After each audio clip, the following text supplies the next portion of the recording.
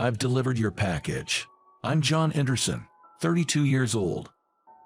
I worked for a logistics company in New York, delivering office products for businesses. But due to the recession, our client companies struggled financially, and it impacted our company too.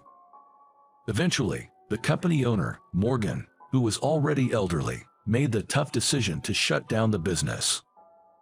And I, as an employee, faced the unfortunate situation of losing my job while still young. I was very fortunate that I managed to get a job at a bigger logistics company. There was even an opening at their branch in my hometown. Around the same time, my father fell ill and was hospitalized. Thinking about my mother's burden and being an only child, I had been wondering if my returning home was the best choice for my family. I ended up accepting the position at their branch with this new company, and that gave me an opportunity to start a new life in my hometown. In early October, when it began to get colder, I moved back to my hometown with loads of luggage. My new company was a major firm, a famous enterprise with many branches. It was quite a change for me as the company I previously worked for in New York was a lot smaller one with only 100 employees. The night before my first day at work, I got so nervous I couldn't sleep. Then came the first day with the new company. During the morning assembly, Edward, the branch manager, briefly introduced me to everyone at present and also asked me to say a few words. Nervously, I stood in front of everyone. Good morning. My name is John, and I have joined the company as a mid-career employee, effective October 15. I hope to become a valuable member of the team as soon as possible. But then, I froze when I saw something. To my surprise, among the employees was my former classmate, David Smith. I was momentarily shaken.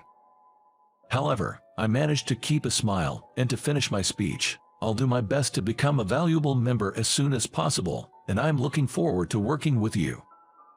As I was about to leave after my speech, I had a quick glance at him. David gave me a sly smile. It sent a chill down my spine, and I had to leave the room in a hurry. David Smith, the man I struggled to deal with in my entire life. He excelled in both sports and academics, graduated from a prestigious university, and stood out in our hometown. In contrast, I was a plain guy whose only trait was being diligent. We weren't exactly enemies in school though. Despite our differences, we were teammates in the basketball club, sharing both tears and laughter. After practice, my house became the hangout spot, and David would often come over. When he stayed late, my mom would even cook meals for him. But things changed a few years ago when we had a basketball team reunion. David, drunk, started bragging about his education and income.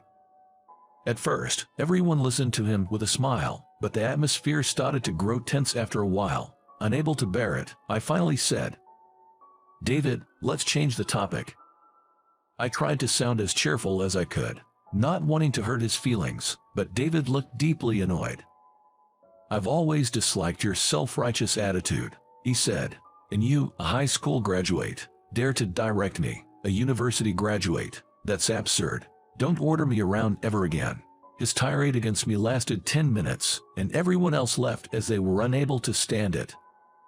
Since then, I completely avoided him, and I even stopped attending reunions. And now, I had to work with the very person responsible for that trouble. Back home, I vented to my mom. I ended up becoming colleagues with David at my new job. Why did it have to be him? My mom replied, "David, he used to come over to our house a lot, didn't he?" I remember his mom bragging about him. She was telling us he worked for a big company and that he was sure to climb the corporate ladder. Looks like you're doing the same too. Besides, you don't choose your job based on who you like or dislike, right? Despite her advice, I couldn't help feeling down. And my bad feeling turned out to be true. As expected, David started behaving mockingly towards me at work, based on the fact that I only graduated high school and that I lost my job in New York. He would whisper to me when no one else could hear, "Starting over at this age, we're not fresh recruits, you know." I glared back at him in frustration, but he just walked away as if nothing had happened. Another time, He sat next to me in the cafeteria with a colleague. After gaining experience here, I'm going to be transferred to another branch and climb up the career ladder. He boasted loudly, making sure I could hear him. I couldn't stand his insincerity and left my seat. And when I was nervous doing my first tasks, in front of other employees, he taunted, "Can't you even do that? Oh, right, you used to work only at a small company, where you never had to do such advanced work.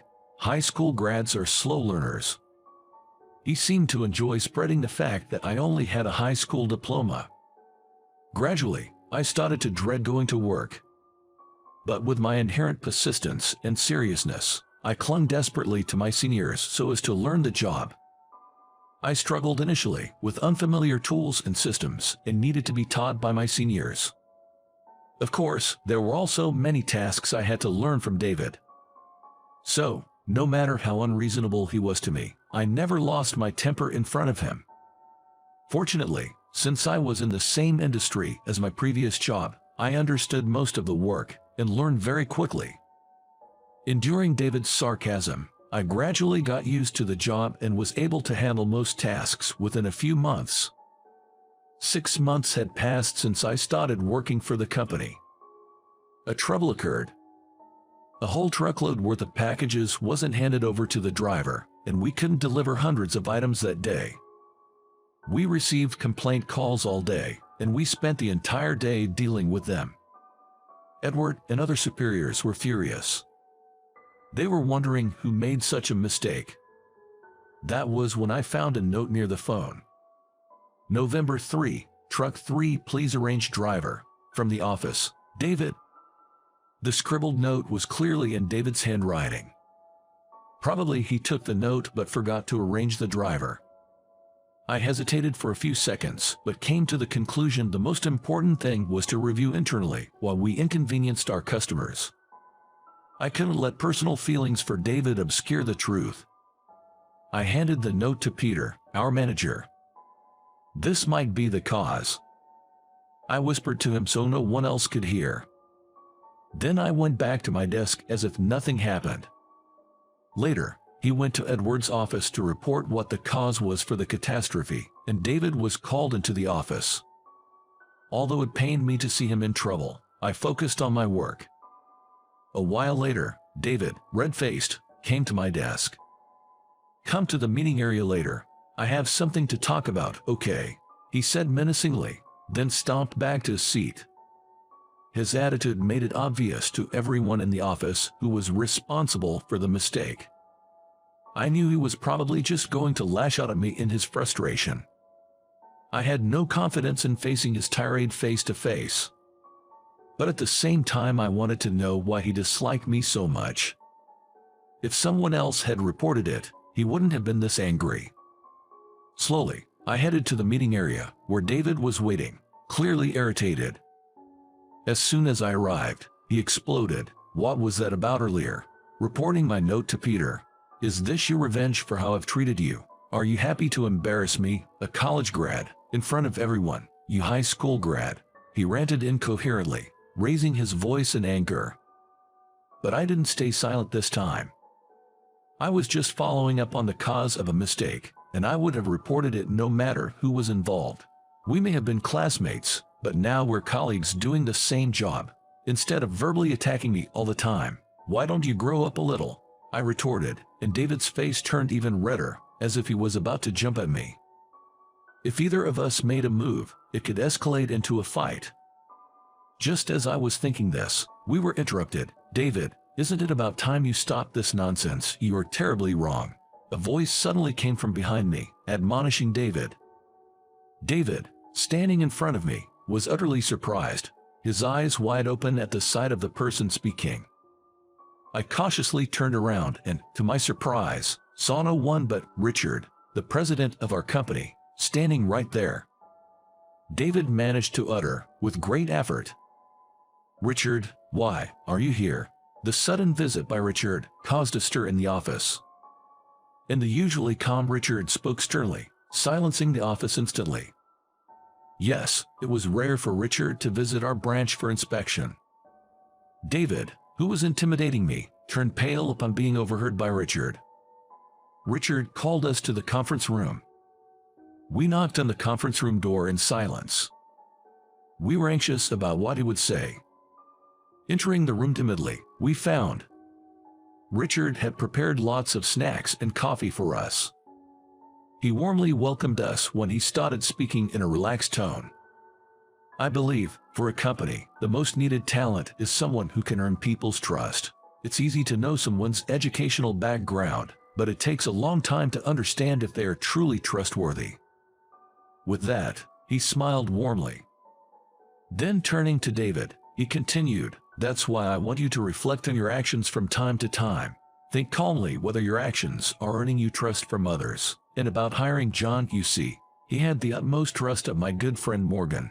Yes, he was the president of the company John previously worked for. In other words, John is here because his 10 years of hard work were properly recognized." Richard spoke on behalf of Morgan. "My previous workplace wasn't like the current company, lacking even cleaning staff. So, I used to be the first to arrive at the office, cleaning and wiping everyone's desks. I was diligent and even took on the tedious tasks that veterans disliked. I was also a truly dependable person, well liked by both superiors and juniors. That's why I value John's 10 years of steady efforts. It has nothing to do with his educational background," Richard explained. I was holding back tears, deeply moved. Morgan had arranged my job transfer without my knowledge and had reported my work performance to Richard. I was touched by Morgan's kindness, and I was deeply happy that my modest and serious nature was valued so highly at the company. Meanwhile, David remained silent, still keeping his head down. It seemed Richard's words had hit him hard.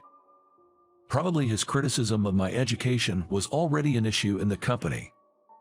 Richard had kept silent out of kindness, but David must have realized the gravity of the situation. After we left the conference room, David hesitantly said, "Can we go to the rooftop and talk?" I nodded silently and followed him. Upon reaching the rooftop, "I'm sorry for the disrespectful way I've treated you until now," David said and apologized profusely. "It's okay, lift your head," I sincerely told him, but he insisted, "No, it's not okay. This isn't just about what happened today. Actually, I've been jealous of you since our school days," David confessed. Then he started talking honestly about his feelings. Despite being seen as a man who could do anything, he admitted that was far from the truth. His parents had a bad relationship, and his mother was obsessed with academic achievement. He grew up constantly scolded by his parents, both of whom worked. David reflected back. "That's why I always envied you during our school days. You had a mom, always smiling unconditionally, and the warm meals at your place." Raised in a very stern environment, which could be considered as educational abuse, David barely made it into his first choice university, only to burn out completely. He somewhat safely landed a job at a major corporation, but without any enthusiasm or hope for the future. At a reunion, hearing about how passionately I was immersed in my work really irked him. "I felt like I had no purpose in life, but you had dreams and goals. That made me jealous, and I started bragging about the one thing I could beat you at.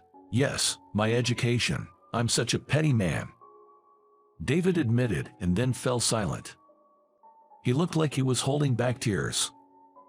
Hearing that, I also opened up. "I was always envious of you too. I really wanted to go to college and be like you, wealthy, smart, and cool, but I couldn't become someone that I am not. So I just tried to give my 100% in everything I do." We shared our honest feelings, and we unexpectedly found ourselves laughing together. That's right, if you keep on looking at people who seem to be doing better than you do, there is no end, and the grass is always greener on the other side. All we can do is try our best with what we have. After our confrontation, David gradually changed his work attitude. He lost his careless manner, bragged less, and eventually became a respected figure at work. He was always a smart man who was good at his job. He rapidly rose in the company and, a few years later, got promoted to the headquarters. I was genuinely happy for his success. By that time, David and I had mended our relationship to the point where we'd go out for drinks together. While celebrating his promotion, David, laughing, started saying, "Now that I can talk about it, it's because of you that I was able to succeed like this. Seeing how well regarded your work was motivated me to get serious." He shared this unexpected revelation.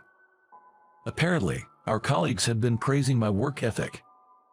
I was known for excellent communication skills and also for not repeating the same mistakes. And being consistently respectful to everyone, I was being considered as a person of integrity. Hearing this, David had reflected on his own approach to work. He had been perfect in completing his assigned tasks, but never considered making things easier for his colleagues. I was always self-centered. I learned to be considerate towards others, and that was because of you. I guess I had a narrow view of life. David, looking a bit embarrassed, thanked me for helping him learn valuable lessons. But I felt the same way. I respect the effort and change you made to earn everyone's trust. I said, feeling happy and finding myself drinking more beer. We have both grown and were thankful to share a drink together. A few years later, my hard work was recognized and I became the branch manager at another location. Now I'm leading dozens of employees and working hard every day. My father's health improved, and he's now actively working again. The new workplace is just a 2-hour drive from my parents' house, so it suits me fine at this moment. Within the last few years, I also found a reliable partner, and we just had a loving son. From now on, we will be living as a family of 3. All right, I'm going. Have a good day. I will see you later. I ask myself every morning before going to work, have I earned the trust of those I work with? Remembering Richard's words, I step forward brightly into each new day at my new workplace.